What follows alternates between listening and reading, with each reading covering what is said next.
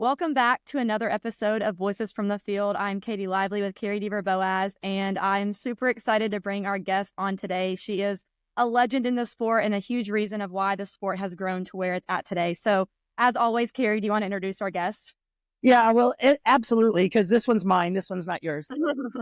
It's an honor for me, first and foremost, because this was my mentor. This was my mom away from home. This was all of those things that went into forming who I am. And maybe she doesn't want to claim all that, but for the most part, the good parts is what I'll give her credit for. And it's really cool for where I'm at right now with my own daughter to be able to go full circle and be able to do this.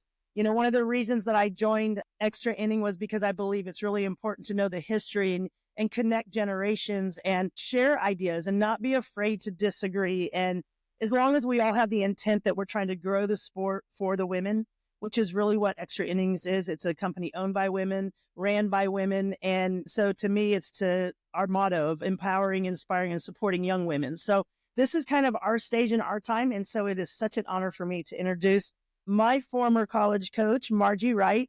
I probably don't even have to introduce her. Most people know her, but even I did some research to go back and look way back in time to see where she started and how she did things. Because I know her from 1986 on, which for most of you young people learning, you didn't know 1986 existed. But 1986 on, I can talk pretty openly about her. But she grew up in Illinois, of where she is still now. Or it's gone back to, I should say. In 1973, she was at Illinois State, and she was a pitcher for them. And interestingly, in the AIAW World Series, not the NCAA World Series, she threw 30 innings in one day, unfortunately losing to Arizona State 4-3 at that time. And we know Linda Wells, and we can bring up all those things, so we'll talk bad about her later. She played professionally, and that's what I think is so cool, because we're starting to hopefully get the true emergence of a professional league going on. But there was a professional league that she pitched in, and she was part of the St. Louis Hummers, pitching against people like Joan Joyce, the greats of all those kind of things. She was one of the first coaches for the first ever Olympic gold medal in softball for USA, which I think is cool, in 1996.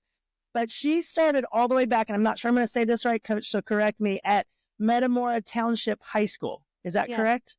Yeah. Okay, so she's been a high school coach. She's been a college player. She went quickly from there to Eastern Illinois as an assistant coach. And then like 2 years later, hopped right on up to the head coach back at her alma mater, Illinois State. She was there for 5 or 6 years before she took on the challenge. And I can call it a challenge because I was there at Fresno State. And I guess I'm supposed to say Cal State University, Fresno, but it'll always be Fresno State to me. Right. And then at Fresno State, which is really cool, she transformed that program. Like, it became a perennial power. I was her first recruit there, and we played in 4 women's college World Series.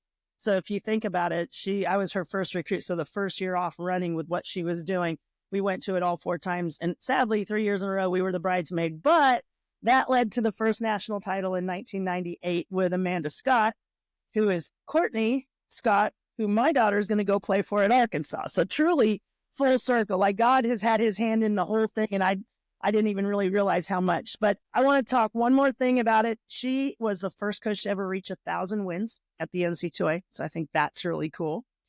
She's the 24th overall in all sports to ever reach 1,000. So you start thinking about some of those. Her record at Fresno State was 1,294 and 450 with one tie. And I think I was actually there for the one tie. I'm not sure. So that's kind of interesting. She only had one tie for a 742 winning average. So I think when you think about those numbers, it's pretty incredible. She had 17 conference titles, 10 regional championships, 53 All-Americans, 16 academic All-Americans, 15 Olympians.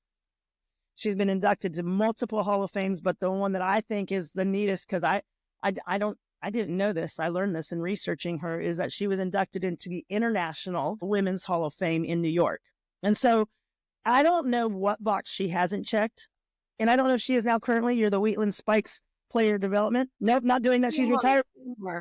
Okay, so what I'm trying to get to everybody is she's done high school, college, played, professional, the Olympics, travel ball. And I don't even think I really realized it till I started reading all of her stuff there. I'm like, man, I didn't even know that I kind of followed in her footsteps a lot, nowhere near the success, but all the different levels, high school, travel ball, JUCO, Division II, Division I. So if there's somebody that I would say knows the sport, it's going to be her. My kudos to her that I will say she's the best practice organizational coach I've ever played for. Like the drills and the things that we did when we were at Fresno, I'm like, she must not ever sleep. She's got to like lay up at night and like think of how to waste. I mean, I can tell you so many fun stories, but with that being said, the biggest honor I have is to call her a friend, family, and I introduce to you Margie Wright. So welcome.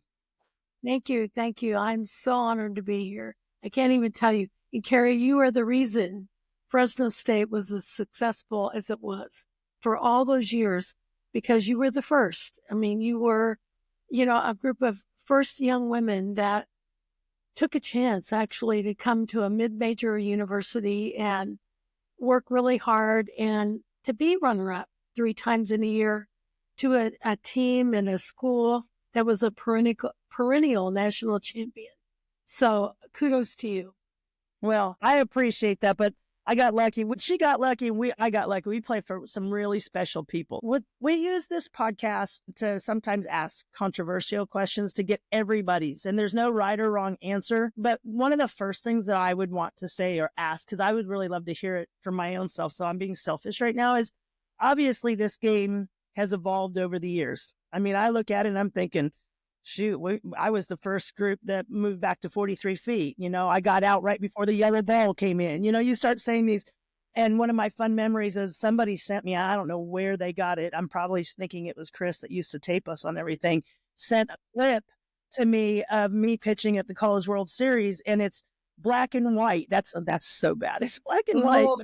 And white. And my daughter looks at that and she's like, oh my gosh, where are you playing? And I looked at her, I'm like, that's at the Women College World Series in Oklahoma City. And she's like, that's not the stadium. I'm like, yeah, that's the stadium. That's just how different it looks, And then, of course, it was, oh, my God, Mom, your hair and all that kind of stuff. So that was the fun part. But I think it's so cool to see how the game has evolved. But I'd like to know, saying, you've seen it evolve over the years. It's obviously a very fast-paced, media-driven sport now, which people can argue good or bad. And I think there's good and bad on both sides. So we can debate that back and forth. But how do you think the game has changed to improve or perhaps maybe lost its way? Well, you have to remember, I grew up at a time where when I was 10 years old, I went into major women's softball because that was the only option. There were no age groups back then. So I failed a lot, really. And I didn't even know I was failing because I wanted to play so badly. We were playing against 30-year-olds, and if you have to try to swing a bat against Joan Joyce when you're 10, forget it. I mean, you pretty much drag the bag up and you drag the bat back. It's like, this is ridiculous, But yeah. Well, I'm so fortunate that I did grow up at that time because I didn't really have a sense for what failure meant. Because to me, if I could get a walk off of one of those 30-year-old pitchers, I was successful. And if I struck out, my teammates were like, that's okay, you'll get it next time, including 2 of my sisters, which, was helpful too. So it was like, I think I grew up at the perfect time for softball, where it actually was at a very high level. I still believe Joan Joyce was the very best pitcher in the world ever. Lisa Fernandez might be close to second, but Joni was the absolute best ever. And I would challenge every player today to go up against her because she had everything, especially the right attitude, that you're not going to beat me and I'm going to get you out no matter what.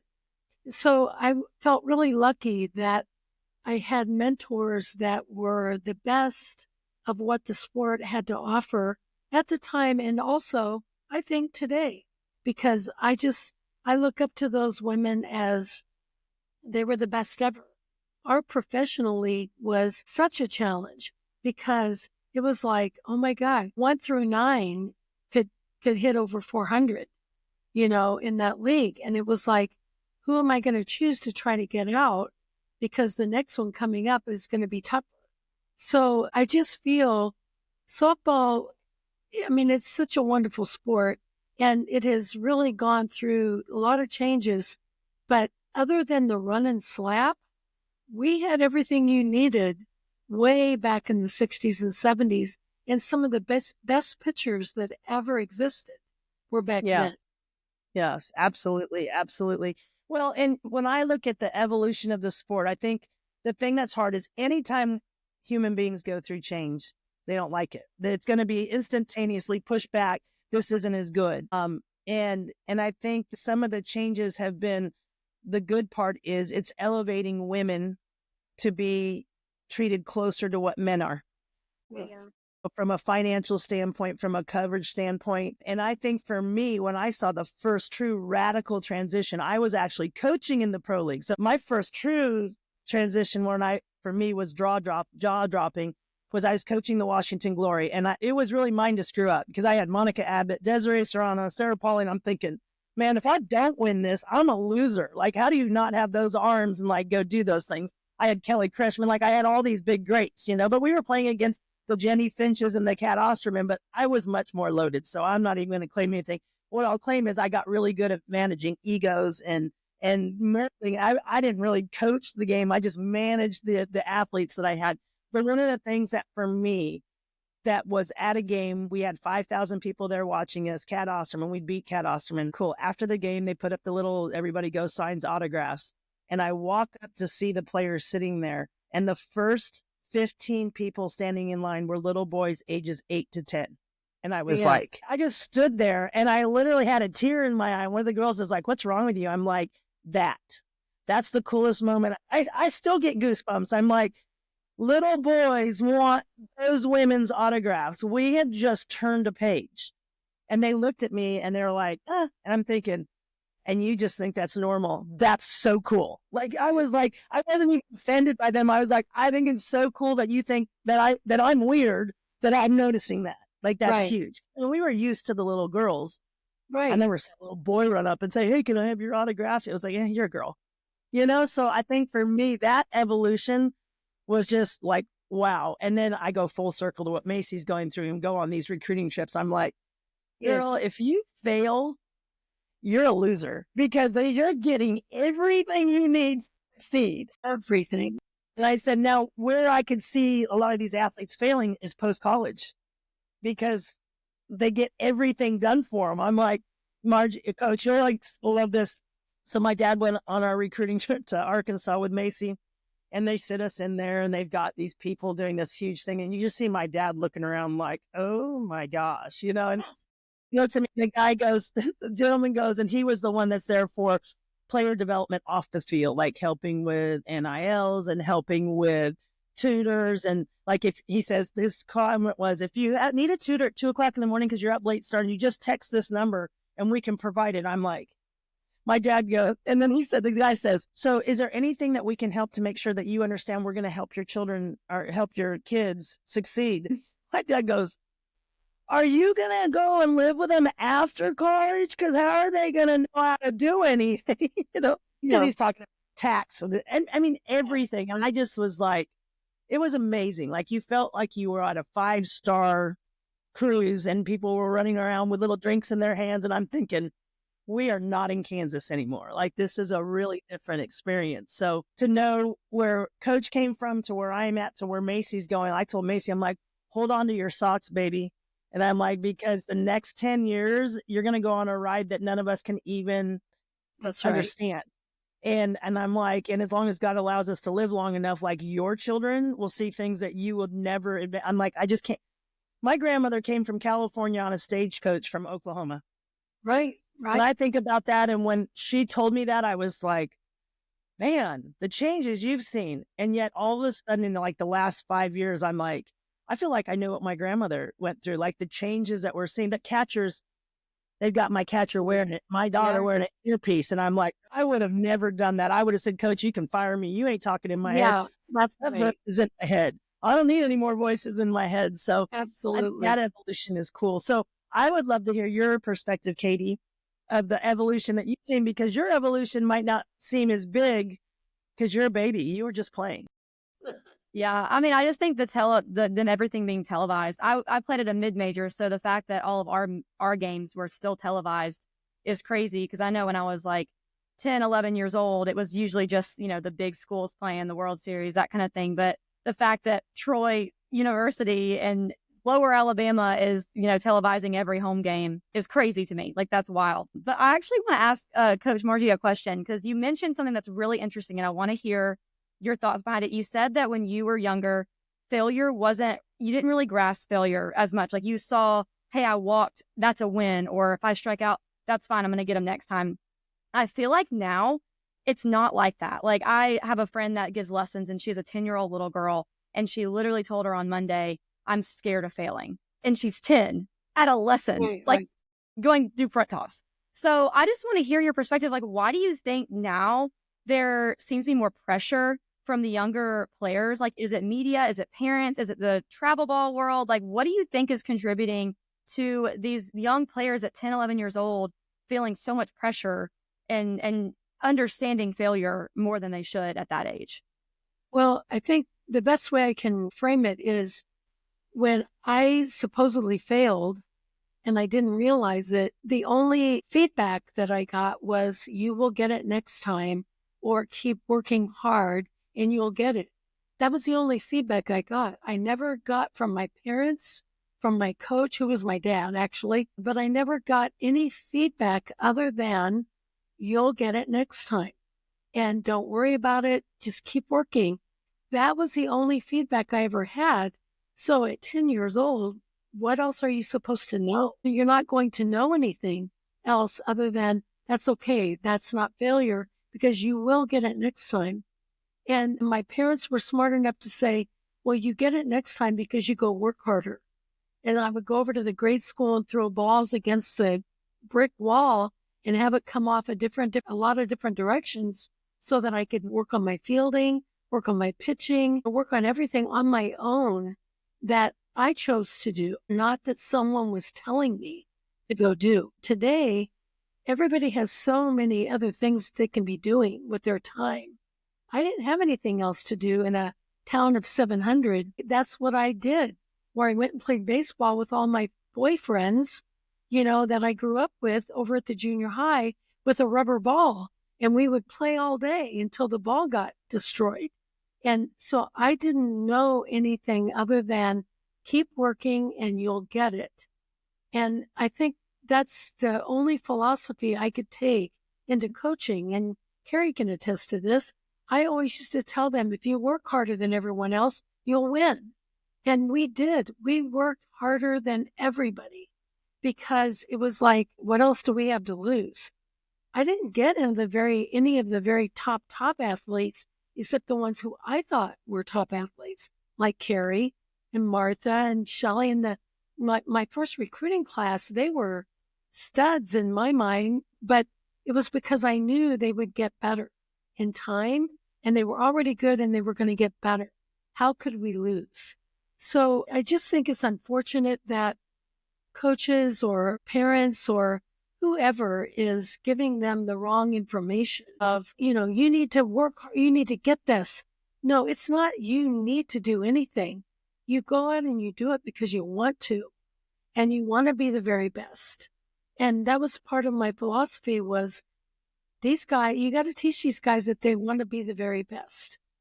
And when I went to Fresno State, in my first few years, I had to teach classes. And I had an aerobics class at 7 a.m. that I had to teach, and told my team about it. And every day, my entire team would be in the front row, because they wanted to be there, not because I told them they had to be there. They wanted to be there. And that was huge. Wow. Yeah. I love that. That reminds me a lot. I think it's Odyssey Alexander, when she went to the World Series at James Madison. I think she taught herself how to pitch. And I think they did a whole bit about, she didn't have a pitching coach. She had like a block, like a wooden, basically like a 9-hole, but it was a makeshift one. And she just went out there and taught herself how to pitch. That's right. So I think that's really cool. That's, like you said, I think that's missing a little bit here in the softball world, but I love that. Just work hard and figure it out, essentially, at the same time. Yes. Well, I think what people need to hear, and that I know because I played for if you want your child to be developed, you really don't need a great coach. You need a great teacher. Absolutely. Because a great teacher is going to develop your player, your thing. Obviously, the higher you go, and when you go to college, now you're wanting still a good teacher, but you need a great coach, because if they don't win, then you're going to be playing for someone else. You're going to end up in the transfer portal, all those different things going on. But that eight, what I think they're in diapers now. So 3 to 18. I mean, I had a woman call me the other day for a lesson, and I was like, sure, I'll give a lesson. What is she doing? And she's like, well, she's 5. I'm like, using a Nerf ball? Like, does it have the sticky stuff in the glove? And I said, look, like, I'll gladly meet you and just like show you a few things, but I'm not charging you. And then you can work with her, but I'm not. Like, this is what you want. No 5-year-old says, Mommy, I want a pitching lesson. Like, no, that's not happening. Like, no, because first of all, you can't afford me as a babysitter because I'm done having children. So I don't want to babysit your child. So unless I'm really teaching her something, but I think that's the thing for me that I can tell you, because I never had a pitching coach when I was growing up. I just threw. And I was a lot like her, where I lived, there were no travel teams. So I played Women's Open at 12 with all the Fresno State players. So that's how I kind of developed in what I was doing. But the thing that I think about is, like, I was pitching with my dad, and I'm sure we were screaming and crying and throwing things at each other, because we did that a lot with each other when we were younger. There was a guy named Doug Gove that was one of the field guys, and he was a male semi-professional pitcher. And he picked up the ball after my dad probably threw it after me to make me run because I was a smart mouth or something. And he threw a knuckleball, and I went to catch, and it like hit me in the chest. And I was like, how did you do that? I want to know how to do that. And he's like, well, talk better to your dad. I'll meet you here once a week and that knuckleball. And I was like, so it was like every time I was like, I want to go to the field. I want to go to the field. And we would just sit there and play. So that was the closest thing that I had to a pitching coach truly till I got to college. Like, and that was what I think I never gave her enough credit then that I see now, is when I left Fresno State, she gave me the tools to feed my family, because she taught me the game of softball. Like, I didn't just learn to win or those kind of things. Like, she taught the game. I can still to this day at 57 give pitching lessons and charge an obscene amount of money and feed my children. Like, and that is because of her. It's not because of pitching coaches. But I also had parents. Well, my mom quit after a little while because I hurt her. But I had parents who would sit there on a bucket and take it like a champ and would hold me accountable. And, when I might be sulking after a game that I didn't do well, my dad's like, well, you didn't work. I'm glad you failed. And so when I'm talking to my daughter now, I'm like, I want you to fail miserably while you're at my house. Like, while you're under my roof, I celebrate your failure far more than I celebrate your success, because that's my job as a parent, to help you to understand that, kind of like when we were talking to Leah, it's fail forward fast. Like, I want you to fail and move forward, because in this day and age, when you're successful, you really don't learn much. It's just really good news footage. And heck, I put it on my own social media, so I'm guilty. I put the big hit of my daughter on there. So I want her to fail. And my example was yesterday. I don't know. We play every day this week. Wonderful sport that we play. But she hit a towering home run, and everybody's coming up going, oh my God, her home run. But the bat before, I think she took the pitcher's ear off with a line drive. Like, I thought, oh my God, she's going to kill this kid.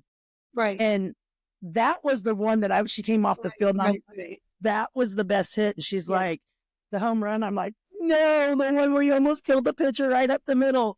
And somebody heard me say that, and they're like, her home run was better. I said, no, it wasn't. She actually mishit that ball. Yeah. It's the one she almost killed the person up the middle. So I think, like, what she's saying is she had no opportunity to fail. And I celebrate when my kid does fail. Like, she does something stupid and she looks at me and I just smile and I'm like, that's what I wanted. I want you to fail, because not very long from now, you're going to be on a stage that's going to cost you money if you fail. Right now, it costs you a social post. Who's going to know? Yeah. Yeah. I mean, you screw up before you get back to the dugout. Everyone across the country knows about it. And that's why it feels like failure. But I think, like what she said, is her father, who was her coach, and the girls around her used their sport as a platform to develop a 10-year-old as a human being, not as a softball player. Absolutely. Speaking of overcoming failure and overcoming adversity, We really love to hear players' experiences with this and really be able to share their story and their experience to hopefully help someone else. So if you go to our website, extrainningsoftball.com, you can go to our Get Featured tab, and that is where you'll find our Overcoming Adversity feature. There you can fill out anything that you want about your experience with overcoming adversity, whether it's an injury, a mental health issue, or even maybe a loss of a loved one, or anything that's really affected your personal life and something that you've had to overcome both in your life and in your game. So make sure to head over to our website if you have overcome adversity and you want to share your story to help someone else going through something similar. Go to our website, extrainningsoftball.com, and we would love to hear your experience, be able to share it with others. Back to the episode. So let me go to the next question I have for you. So this is really for all of the people that are coaches, which a lot of our coaches in our audience are parents. Right. And so many of them are really fighting to do a great job because they're educating, they're listening, they want the best. And I'm sure they're going to see things through rose-colored glasses. And I'm guilty of it a lot. I'm like, oh, it's daddy ball, that kind of stuff. But there's a lot of daddies and mommies out there that aren't doing daddy and mommy ball. Matter of fact, they're harder on their own kid than they are everybody else. So they use their own kid as an example to teach the other ones. So if I had Macy here, she'd be nodding her head. But what I would love to hear is, like, your best piece of advice for coaches today. Like, what do you believe is the most important quality a coach could have in today's game, given everything that's going on in the world? Like, there's so many distractions. Like, I look at it, I got out of a lot of the coaching. I'm out of all coaching now, just so you know, and I love it. I love being a mom. Anyways, there's so many distractions and so many things coming at them. Like, what's your best piece of advice? Like, if you were looking at a group of 500 coaches and said, hey, this is what I think you need to know in today's game coaching, what would it be? Well, number one, you have to have a compassion for what these young people are going through and what they're dealing with every single day. And I coached for 40 years, so I saw a very huge transition from my first players that I coached to the last players that I coached, because in the beginning, these kids really did want to get better and they wanted to learn and they had no other avenue. And later, though they had social media, they had their teammates, they had their parents, they had their summer coaches, they had all this other information that was going in and out of their head all of the time. I mean, consistently, all of the time. And I had to kind of step back and think about, when in your life have you had to deal with like 55 different things going on at once in your life? And how did you feel and what struck in your mind as the way to deal with it? And I didn't really get an answer, but what I realized was we're giving them so much information and we're expecting things out of them that they haven't quite grasped yet. I mean, to be honest with you, Macy has a luxury being where Courtney is, because Courtney went to our camps, Carrie. She understood what the game was and how to play it. And I'm sure she has just made that, that leap every year with, what do I have to do next in the changing world? And for me, by the time I had retired, it wasn't because of the athletes. It was because of all the Title IX issues that I was dealing with, trying to make things better for the young women at Fresno State. And I think the one thing I realized was I have to live in their head for a while. I have to understand, this is what they're dealing with, how many likes they get on a post that they make, or any kind of bad, information about their performance that's on social media. How do they deal with it? And I eventually had to get to the point where I had to explain to them, I understand what you're going through, even though I really didn't, but I understood there were really, really tough things that they were going through that I didn't have answers for. And that's really what drove me, to retire earlier than I wanted, because I didn't fit in that environment. And so I had to find a way to help them in a world that I didn't fit in. I fit in the worlds all the way up till then, but I did not fit in that. So I had to find a way, to help them. And I think the easiest way for me was to get a younger person in there that might identify, with them better, which was really hard for me to do. But then when I retired, I developed an 18 and under program back here in Illinois because my brother's neighbor was in charge of it and he begged me. So I did it. Yeah, I did it. And I loved every minute of it because we had 8U all the way up to 18U. We had 2 teams in every age group. And I worked with them every Sunday, just about, and many times during the week. And it finally started clicking in, this is what they're going through. And I would sit there and give a pitching lesson with a mom and dad that were just chirping in my ear. And I'm like, if this continues, you're going to have to stay at home because your daughter needs to hear what I'm saying, not what your response is to what I'm saying. They need to hear what I'm saying. And, not that I know more than anyone else because I don't, but I certainly know young women and I know that their tolerance for what they can take in and what they can handle is very limited, no matter what age they are. It's limited. So you have to find the things that click, into their life and into their social media and into everything else. And that was a really hard transition for me. So I dropped that program because I went back to my alma mater as a volunteer pitching coach. Oh, I didn't know that. That's awesome. I did that for 3 years and it was awesome. I loved it. I loved every minute of it. But you know what? The buck didn't stop with me. So it was easier, that I could tell them whatever I thought and tell the coach, this is what I'm doing. And she took my place when I left Illinois State. So we'd been friends for 50 years. So that helped. But in those 3 years, we developed a couple of pitchers that in their senior year, they left. They went into the portal because they had gotten so much better than what they thought they would be. And they went to a higher level institution in their minds, right? And they both got to go to the College World Series, which I was very happy for. It was hurtful, to me in my alma mater, but it was like, wow, this is crazy. Yeah. You really hard to make these young women better.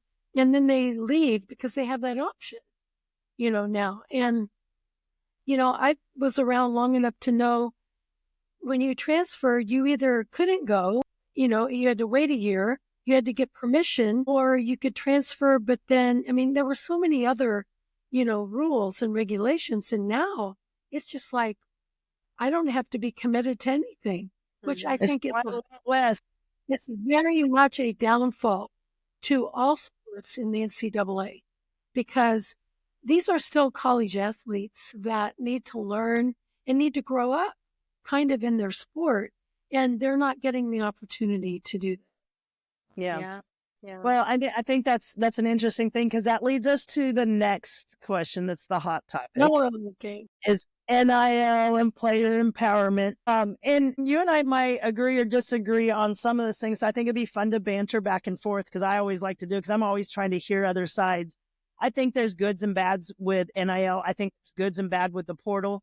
I think that I don't even know if I can say this, so we might have to edit this out. I think that the portal is much like our welfare system. I think it was created for good intentions because I believe, and being coaching in the SEC for a long time, there were coaches who stockpiled players that they had no intentions of ever using that chose them over me. And then they're there and they realize very quickly, holy cow, I've been sold a bag of poo-poo and I want to go somewhere else. And they could punish the kid. And I look at that and I go, dang, was the portal brought in because there was people, whether it was coaches or institutions that just didn't do the right things ethically. And I think ethics, we try forever as human beings to govern ethics and you can't. You either have them or you don't. And that's why the NCAA manual keeps going like this, is we put all these rules in there to govern ethics, and the ones that don't have ethics just find a way to cheat. That's why the book keeps going this way. And we can get into all those things later about that. But I think it is completely out of control but I guess because I'm a family person, I go, that's out of control because it's out of control in the house.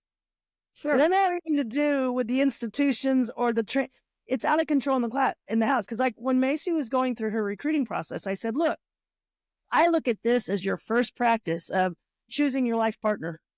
Right. That's exactly When right. you say I do, which you know other things about me too, which that didn't necessarily work either. But when you say that, it wants you to go into something saying, I don't care how hard this is where I want to be.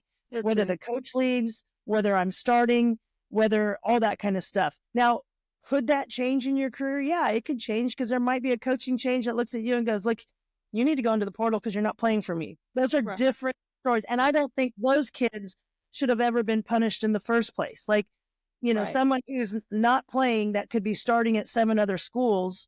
Right. Why would a coach say, no, you have to sit out? Like, no, I'm going to let you go. Like, go. Like, I want what's best for you. So I look at it from the parent standpoint going, no, like, you don't get to just change a club team because of this or that. Like, you're going to stick with something, So I know when I think of the of the transfer portal, I don't like it because I don't like sitting and watching. I think it's the same thing that happened in Major League Baseball. Like, I used to be a huge Texas Ranger fan because of Pudge, the catcher. Like, he was like everything and he was there. And then all these players start changing. And I'm like, I don't like a team. I like a player. I'm a player person. And then when Pudge left Texas Rangers for more money, which I don't blame him, I would have too. I just went, I'm done with Major League Baseball.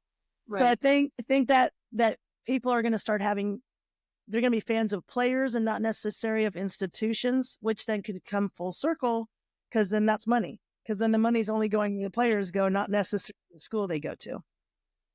Well, my opinion of the portal, it has good and bad. Unfortunately, I've never been a proponent of athletes being paid for anything because we're already giving them full scholarships, an education, and an opportunity to go on in their life with the tools to be successful. And that is a big step when you're in the recruiting part of it because you are dedicating 4 or 5 years of your life to an individual that you have to live with as a coach. You have to live with them whether you like it or not. So we are making a big, big choice, when we recruit kids. Yeah, do we make mistakes? Of course we do. We don't know that at the time, but we do. And I did. And we all are human. We're all going to make those mistakes. The part I don't like about being paid for something that you legitimately earned because of all the work you did prior to getting there is that you don't have a future after college. It is scary after college because what are you going to do to make that kind of money when you get out in your own profession? There are very few professions that will allow that unless you go professionally, which in softball, that's kind of a crapshoot right now. I mean, some of these players are getting paid what I got paid in the 70s in a pro league. So it's very frustrating to see them, go this route, even though I do believe that they should be equal to the men and have the same opportunities. I do believe that. I just think that we should find a better way to police it so that we are not putting people out in the real world without the tools to survive. Because I always looked at my job as a college coach as somebody that was going to make them into a better player and a better citizen and give them a future. I didn't look at it as the end all to what this young woman was going to do. I looked at it as a step in her, the rest of her life. And that's why I think this is so hard for me to accept that the mid-major schools struggle and are going to keep struggling because any player they develop is going to go to a Big Five school. Mm-hmm. And also, the Big Five coaches don't really have to recruit. They just go to the portal, and they're good for the next 4 years or 2 years, however many. But I just think the idea is right, that if someone is unhappy, they should have an avenue, to go where they're happy. That idea is right. But we have to kind of put parameters on how we do that, so that we don't make it that I can make a bad decision and then change my mind. Even though that institution, that coach, those teammates are relying on that person, for the next 4 years. I think we are giving the wrong message, I guess I would say, that you can be disloyal if it's better for you. And I don't know that, our country doesn't need that right now. We need a little sense of loyalty and kind of stick together, And I just feel like we've kind of failed the college athletes when it comes to that. We've made their life better for the moment, but I don't know how much better we've made it for the future. Yeah, that's a really interesting take, because one of the things that I think of is, I do agree, like you said, they should have options and opportunities. So that's one reason I support the portal. But I wish in moving forward, maybe we rein it back into where you can do it, but you have like one time to do it. Then you have other things so that you're not watching the TV. And well, she started her career at Texas, then she went to Oklahoma, and then she finished at Florida. Yeah. And I think in fairness to even the NCAA, which I'm not an NCAA fan, but I'd like to see new things start, but we can get started on that. In fairness to them, I think in the middle of what started all this was COVID.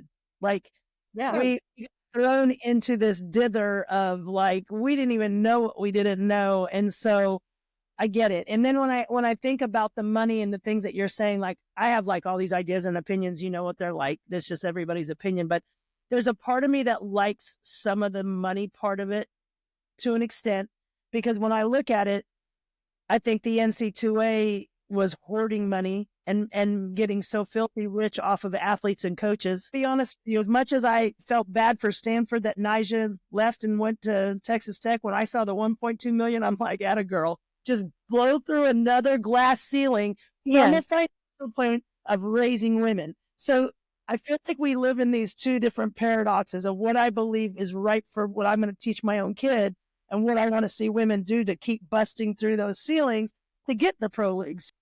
I agree and I don't agree, and I fight with myself. Like, I can sit in the mirror and fight, go, well, yeah, but that, and how about this, and what about this, so. Oh, yeah, I do that too, but I was always in a mid-major school, so I have a different thought about it, because it's like, I'm not going to train these young women to just leave after 2 years, Right. So I look at it a little bit differently, but I totally agree with what you're saying about the parameters of the NCAA. I think they made some of our rules so ridiculous that we couldn't abide by them. So I do agree with we need to revamp the parameters and then, make things sensible for the world we live in, because it has changed over the years. It has changed drastically, and we cannot live in the 1975 rules in 2025. You can't do that. The world's not the same. The young people are not the same. The parents are definitely not the same. And so you have to adapt. And if anything, I have to say negative about it. The NCAA has adapted in a way that was easiest for them, not for the athlete. It's not teaching them anything in a positive way. It's teaching them a way out. And I never had a way out as a kid. I had to find my own way to that success. And you did too, Carrie. And so it's kind of like, if you could just sit in their meetings and say, yeah, but what about, this? Is there an opportunity, to maybe fit this in? Because this is what we're dealing with today, and I just wish they would all sit down and take input from people like you or you, Katie, that can give them a perspective of what our world is today instead of what it was when the NCAA was developed. Yeah. Well, and I'm going to throw this out, Katie, and then I'm going to ask you something. I think, like, I was sitting here and we were talking, and my husband's he's a police officer. So he's like, look, I put my life on the line every day. $1.2 million to throw a softball. And I'm like, yeah, I know. I'm married to you. I know. But one of the things that I said, the easiest solution in my mind to get any grip on it without taking anything away from where we're at now from the athletes or the institutions, and not doing anything from the mid-majors, and make it a playing field. I want to hear both of your ideas on this. Why not make it like real life? If you're under contract and you break a contract, there's a financial penalty. So if the pitchers that you developed at Illinois State are leaving and they're breaking a contract and they're going to transfer to, who do I want to throw under the bus? I'll throw Pat Murphy under the bus. Alabama. Alabama says, yep, we're taking you. We want you. Let's go. Well, great. Then whatever expenses from an educational standpoint that Illinois State incurred for that athlete during the 2 years, 3 years, 1 year that they were there, then that athlete, and you don't say the institution, that athlete has to repay that institution that they're leaving. Now, we all know with the NIL, there's going to be money, so it's very easy to make Alabama say, oh, yeah, we want you, we take you full scholarship, and you're going to have an NIL of $200,000 because they know that what you owe that institution is $200,000. Okay, it's not a perfect world, but now the mid-major is being reimbursed for what they invested. And if Alabama's not willing to help that student athlete's going to have to say, I'm going to take a loan out. They ain't leaving. If they got to take a loan out, they're staying. So there's some things that it is, because I have broken contracts as an adult when buying a home, and I had a $5,000 deposit, and it was worth it to me to go, I'm going to walk away from it because I found out something about that I don't want. So you get my money, but I'm not having to do those things. So that's just a thought process. So to me, it's almost like I'm probably being the NCAA an easy way out. Yeah, you can do all this. That's great. But any money that is invested into you to get you to the point to be where you're at, you owe back to the place that you're breaking a contract. What's your thoughts, both of you? Go ahead, Katie. Yeah, I think that could help the mid-majors. I know that I'm just like you, Coach Margie. I have a very similar perspective just being from a mid-major and seeing how it's affecting even the recruiting. So I think the monetary compensation, Carrie, I think that could help. I think it would deter some people from transferring, which I think at the end of the day is kind of what the point would be, is to kind of make them think a little bit more about the decision rather than just being like, okay, I'll go. Like, no worries. I'm just going to go and sign. Down. Yeah, it down. So yeah, I definitely think that could help. But at the end of the day, money is money. But the time you spent developing that athlete and then losing your ace pitcher, and now you're going to have a horrible year because you don't have a pitcher. I don't know if that would compensate. You know what I mean? Like, I don't know if that would help. Yeah, the money would be great. But if they transfer in December and then you're out a pitcher in January, you can't go recruit a kid in January. So I don't know. I think it would deter, but I don't know if it would solve the problem fully. Well, I think it's a great idea. I mean, I think it's certainly something to look at. I don't know that you put real high values on it. Maybe it's just a set limit that you have to block or something. But, here's the thing. You're never going to be able to reimburse an institution. Here's an example. I drove 100 miles back and forth every day to work with these kids. I couldn't be paid. I was a volunteer. So how do we add that money up?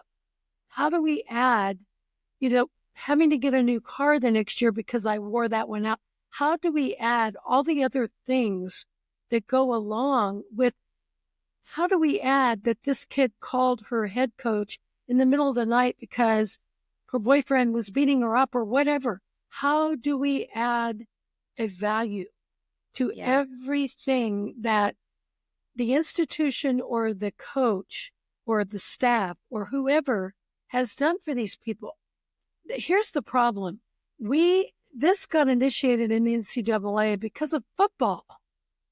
Why do we all have to be under the flag of football in anything other than Title IX? We need to be treated equally. I don't know that giving us the same transfer rule or the same monetary values, or I don't know that needs, I never thought that should enter in. I never expected my players to get a pregame meal of 2 steaks and 15 potatoes and, I never expected that. I just wanted them, if they wanted a salad, they could get it.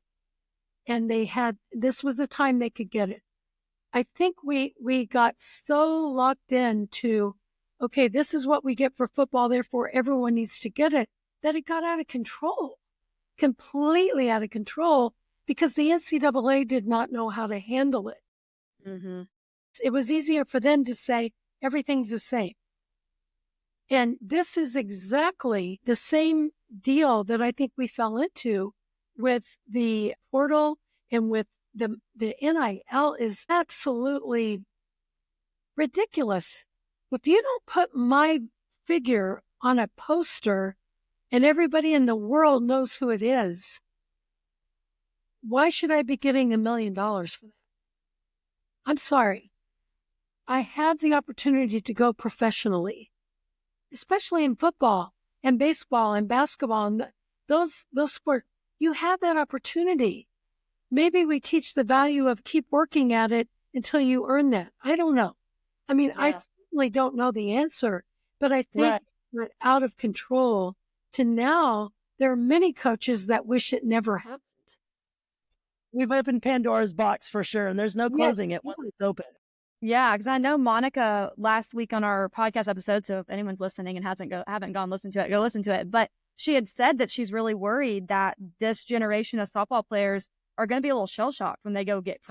Because she's like, the money and pros is not, and you have to earn it year by year. She's like, it's just a lot different of a thing. So same thing. She's like, I'm worried that they're going to go pro and be like, whoa, like this is not anywhere near what I was making in college. Where's my new car? Where's my, where's my, and it's I just let me tell you a little bit about what we do on our site, Coach. We have started to try to make it more interactive, and we have polls. So I keep trying to push the young girls of putting really controversial questions out there. Like, I don't want ones that are going to be like even the NIL and this, like, let's vote. Let's put votes in so that then we can go and get people's quotes and comments and stuff. So we might be stealing some of your quotes and comments out of the podcast into some of those.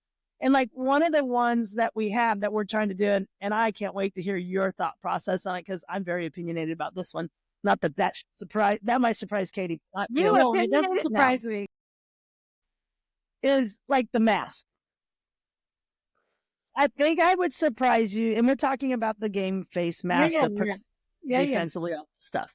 I think like what we were just talking about, it has its place in the game, especially when you were 10, playing amongst 30-year-olds, possibly with the yellow ball, not the white. I would have called it a big weenie with the white ball because, that's not the same. But that yellow ball, I got hit in the shins throwing BP, and that yellow ball, that's like playing softball with a golf ball. So all these home runs don't get you started. But with that being said, I look at it, and so my daughter has never worn a mask, and it was never something that I said she had to wear a mask. And my husband goes, she wears a mask every time she plays. She's a catcher. I'm like, shut up. That's not what I'm talking about. But with that being said, she's transferred to this public high school, first time we've ever played public school. And we show up, and she's playing third and catcher, and I'm trying to get her to play third as much as possible so that she saves her knees for college. But with that being said, I said, I will show up, and she's got a mask on, and I'm looking at her, and I'm like, maybe she got hit, and I didn't know it. I don't know. And honest, there was times after I paid $6,000 for her teeth, I'm like, put the daggum mask on. I don't care if it looks bad, or I'm not paying for those teeth again. You might lose them, all that kind of stuff. So, but it's mandated in our district that she has to wear a mask if she plays the corners. And I'm like, so I'm watching her play now, and she's pretty good little third baseman, but she's ripping it off every time before she's making plays because she's so uncomfortable with it. I'm like, that makes sense. We're going to say you have to. And she just looked at me, and the coach is like, well, why don't you get a mask that you're comfortable with? She's like, my mama and I are not buying a mask. I ain't wearing a mask. I'm only wearing this. And I said, why don't you just tell you won't play third anymore? Play shortstop. There you go. There you go. No, and like I was talking with Katie about it, they have some kids in the outfield that are wearing a mask. And you know me, I'm like, you gotta wear a mask in the outfield. You shouldn't be playing my sport. Like, because I can remember my daughter she was playing up in 12U, and she was 8, and she was playing shortstop, and a left fielder had a mask and hit her in the head and split her head open. I'm like, oh, so now her face is safe, but I got to go get stitches in the back of my kid's head because you're getting to wear a helmet. Yeah. So I would love to hear your thought process on the mask because I've seen it save kids' lives. So I get it. Like I've seen it.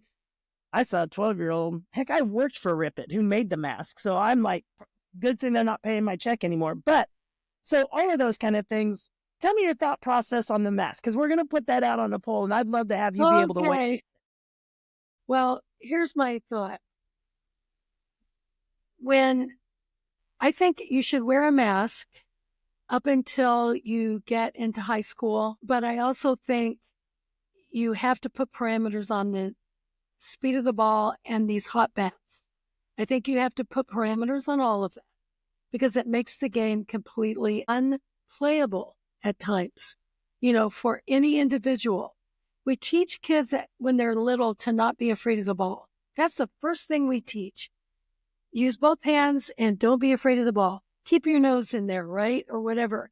But yet we create this ball that takes bad hops and is just lightning fast off of an aluminum bat that you have no control over. So at least until high school, I agree with it because those are teaching years for sure on how to do the fundamentals. Beyond that, if you haven't been taught the right fundamentals, you're going to get hurt no matter if you have a mask on or not. It's going to hit you wrong because you're not stepping into the ball or whatever, So my opinion always has been, teach the right fundamentals and you don't need them when you get older. You do have to put parameters on that ball and the bat. When we were first experimenting with that ball, I was still playing. I was in my 40s. Still playing major women's. And we were in Redding, California. I had 2 knee pads on my knees. And soccer. I was there. Okay. Well, in soccer shin guards, because, I could catch anything up here, but I could not react to below my waist at 40. Not as quickly. We were trying the non-restricted flight ball to see if this would work. And Sheila Dowdy, we were playing Raybestos, and I threw a drop ball that almost hit the ground. And the next thing I know, I was face first in the dirt. That ball had hit me in one of my knee pads, bounced over the backstop. I was there. Yeah, and the only people I saw was Ralph Raymond and all of the Connecticut players trying to help me up. And I was like, good Lord, I didn't even see that ball. I did not even see it from a horrible pitch. I didn't see it. So I have a real problem with making our game more offensive by making it a non-restricted flight ball. I have a real problem with that because people could be killed with that. The bats, that's a whole nother story. Because the year Hawaii made it to the World Series, we were in their conference. We could not compete with them because they were using an illegal bat, which I found out later was tested illegal after the World Series. They beat Alabama on their number 9 hitter hitting one over the fence with that ball or that bat.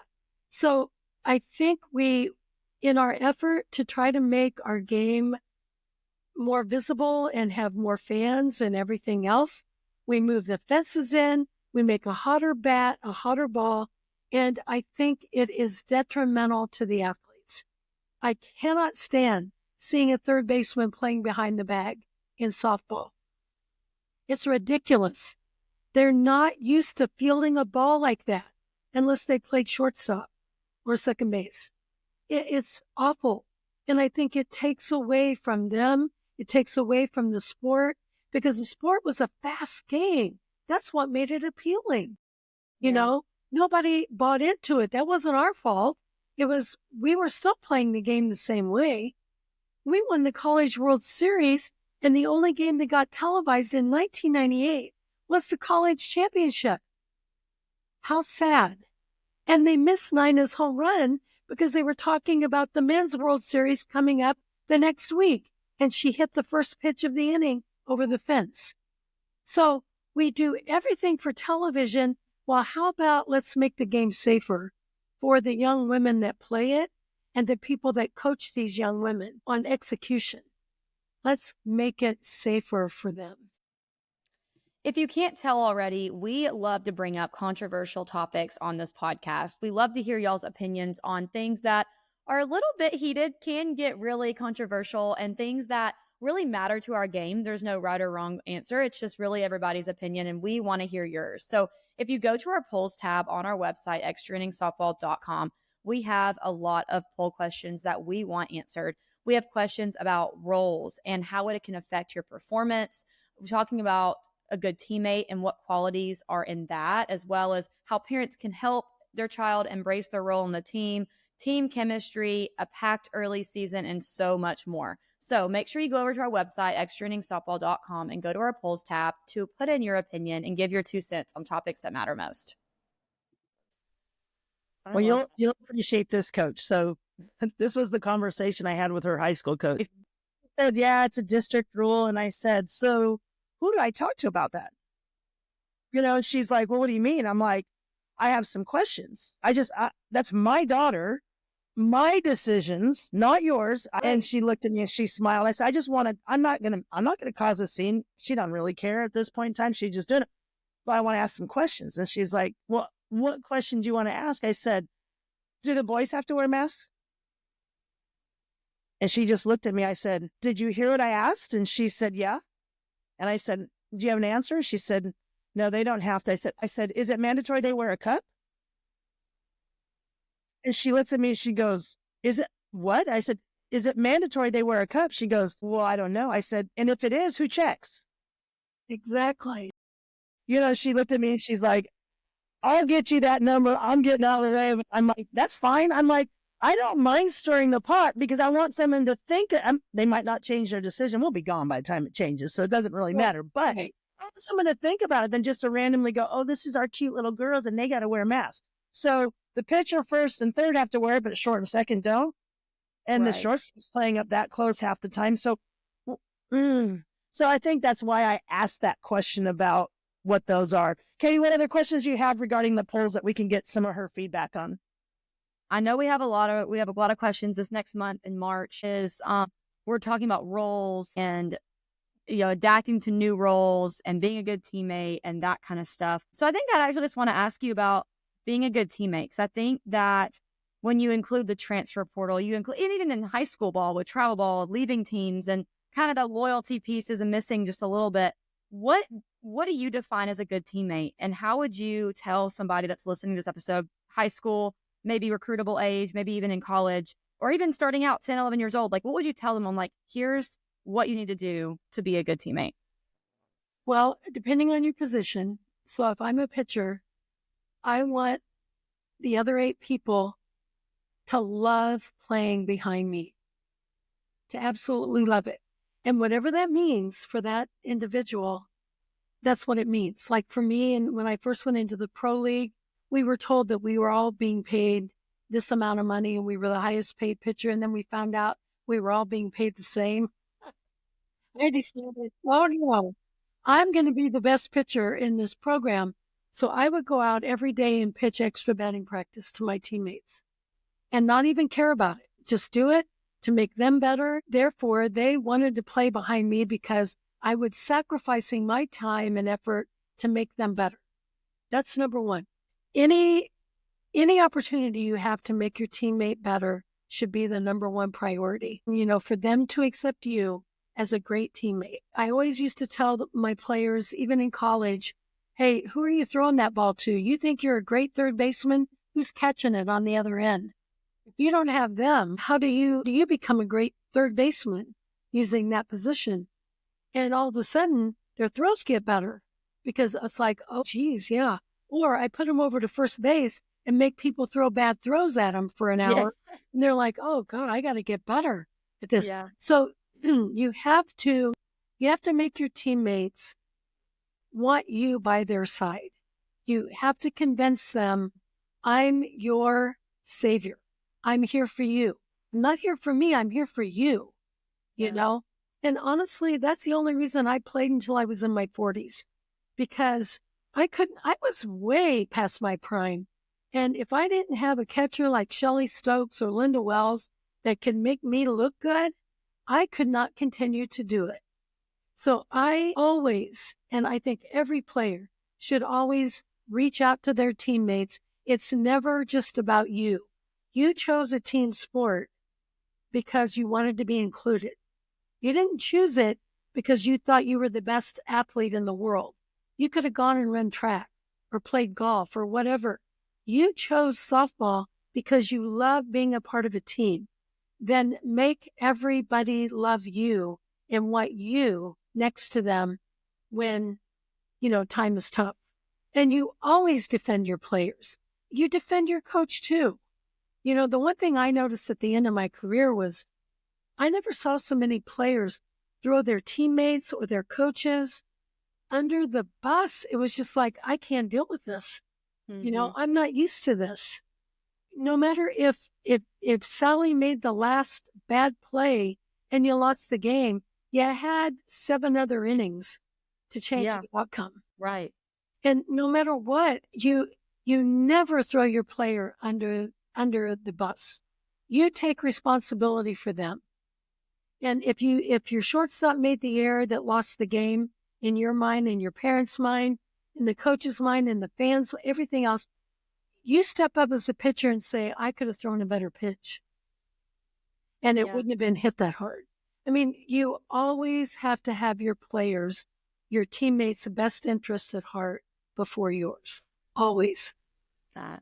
That's so and I'll good. tell you, Katie, obviously I can speak because I was her player. There's 2 things that come to mind when I hear her say those things. For me, she taught us that lifting the people up around you is what taught you how to celebrate who you were. Right. It wasn't about what I did or what this person did. It was truly a team effort, and it was the height. When you reach down to pull someone up to you, you actually elevate yourself as opposed to keeping someone below you.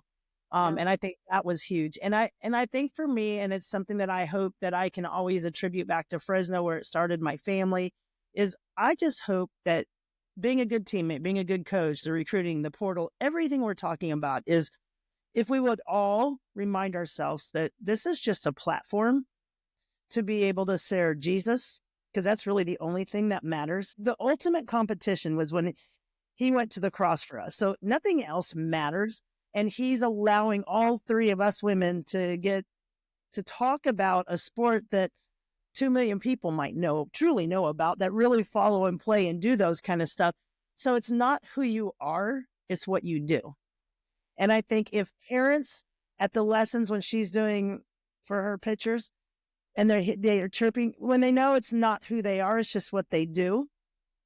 It's not the chirping, like the thing. My dad, and Coach can attest, my dad is one of the hardest critics I've ever had out of love. Yes. And yet, whether I did really well that day or really bad, the first thing he would always say is, I just love watching you play. I just love watching you play.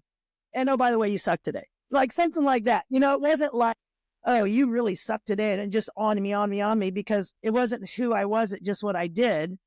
And he'd say, did you work as hard as you could that week? Did you do everything you could to put yourself in a position to succeed?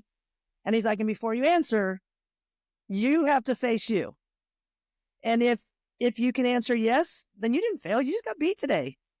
That's right. No matter whether it was an error or not, you just got beat today. It wasn't your turn. And if you can say no at any aspect, at any time in it, then, well, you know what? Like she said at the very beginning, go back to work. Mm-hmm. Go back to work. Because God knows. Yeah. You can lie to your social media. You can lie to your coach. You can lie to your parents. Oh, I'm working. God knows. And so do the softball gods. And I know I'm not supposed to believe in that, but I believe in softball gods. Like, you take out a pitcher when she's got a no-hitter, your team's going to lose. Like, that's just, that's so. I do believe in, so I think it goes just after you said. Yeah. We were all given an unbelievable talent to be a great softball player or coach or whatever we do in this sport. We were blessed with it, really. We were given that, and if we don't use it to our best ability, we will lose that. You lose that opportunity to be something to someone else that you could have been because of your talent and your ability. And I never wanted to lose that. Always, whether it meant my own sacrifice or sacrificing this player for another one. I mean, Carrie, you remember when we had a player that couldn't afford to come back to school, and I asked all of you to give some of your scholarship? so we could get her back. If you don't have that feeling in your heart about your teammates, that you would sacrifice a quarter of your scholarship so that you could have that teammate one more year, then you don't understand what being on a team means. That's my opinion. Yeah. You don't understand how that teammate made your life easier and better, and how you made her life easier and better. And that, to me, is the talent that we've been given as people, and we get the opportunity to do it. I never worked a day in my life. I got to be outside, and most of it in California in beautiful weather, not so much back here because it was cold in the spring, back here. But I got that opportunity. I never felt like I had to work. It was like, you're going to your job, and wow, what an environment, to be in. And so to me, I always wanted that message. I wanted my players to leave with that same message, and hopefully some of them did. More than some, Coach. I would say that. Well, this brings me to my favorite part of the podcast, and I always let Katie do it because she's closer to 10 or 12 than I am. So, Katie, oh my gosh. Yeah. So just one more question, kind of looking back, and you just said, you never worked a day in your life, and it's something that you have had a lifelong passion for. So kind of looking at your career playing and coaching and doing all of these things in the sport, if you could go back to 10-year-old self, just starting playing against 30-year-olds in that level, what would you tell your younger self, your younger 10-year-old self? Okay, Katie, you're asking me to go back 60 years here, right? It's a long time. Okay. 18. Well, what I would do, like in today, because you are in age groups and everything is different than it was when I was 10, I would tell every 10-year-old, play as many sports as you can. Get as much athletic ability as you can at 10.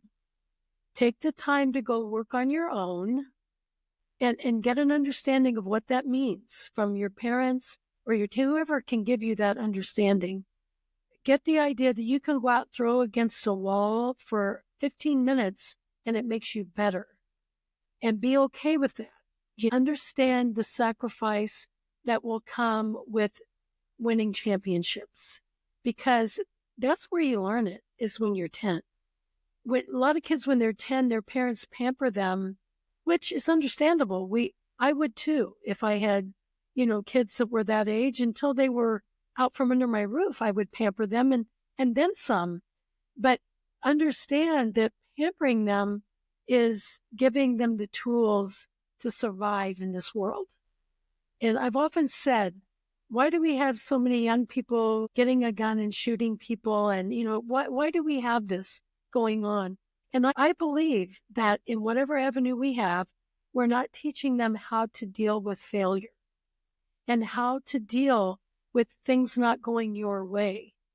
And so they grab the first thing they can and they deal with it on their own, which they have no idea of how to do it. Yeah. So if I'm 10, I want my parents and my coaches and my teammates and my friends, my sisters, brothers, helping me learn how to become better by teaching me, okay, if you failed, then this is what you go do to get better. Or if you want to play a team sport, this is how you treat your teammates.